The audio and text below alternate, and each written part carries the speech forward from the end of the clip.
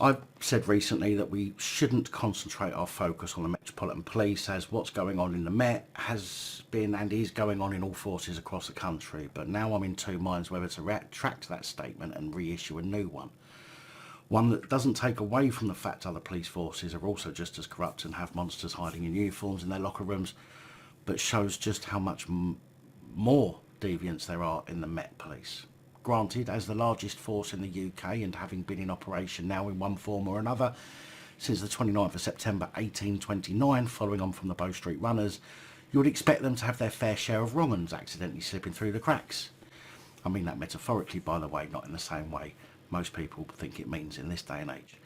But the absolute number of filthy, vile animals coming from the Metropolitan Police is incredible.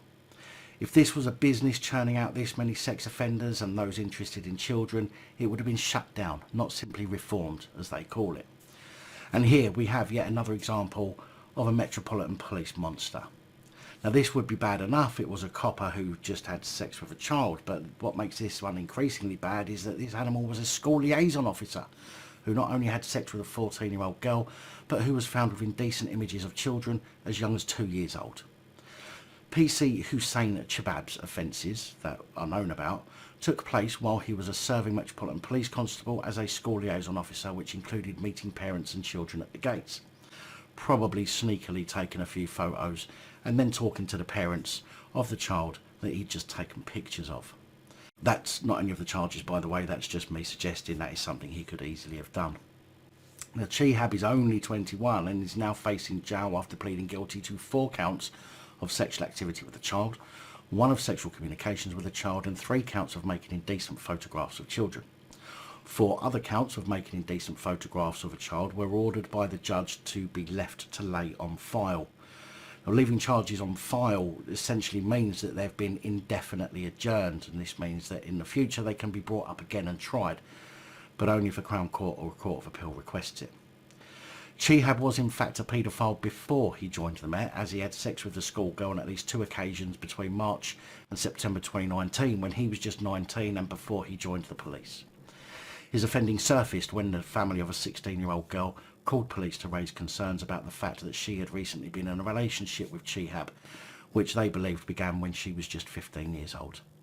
He was arrested on August the 24th, 2021, during which time a number of digital devices were seized. When his devices were examined, he was found with 882 still and moving indecent images of children. 293 of those were category A, and some were said to have been of children aged just 2 years old. It appears that the images were downloaded whilst he was a PC.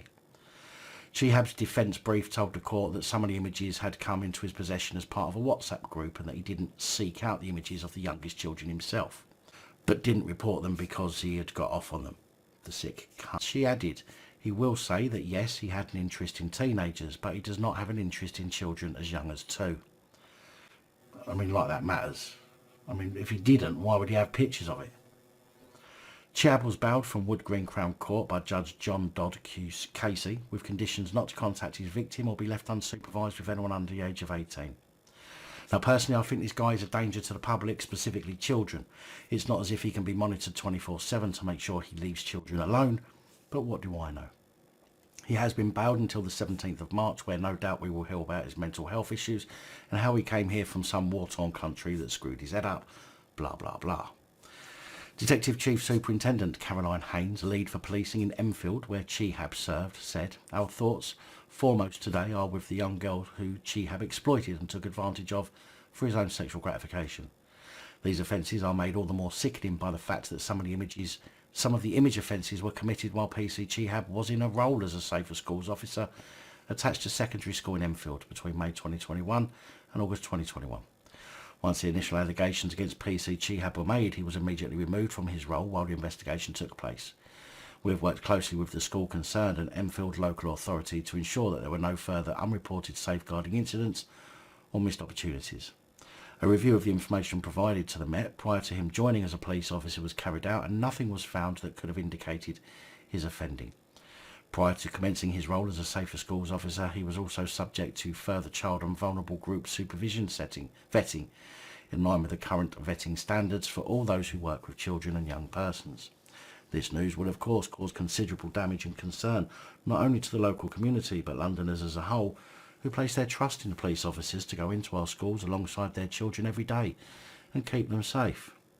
While no evidence has been found linking any of Chehab's offending to his role, we are engaging with our local schools, community forums and independent advisory groups to reassure them following the damage his actions would have caused.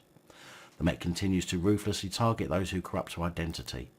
We've made it clear there is no place for the likes of PC Chehab in the Met, and we will take quick and immediate action to arrest and prosecute anyone who commits such abhorrent criminal acts, and will work to quickly remove them from the organisation.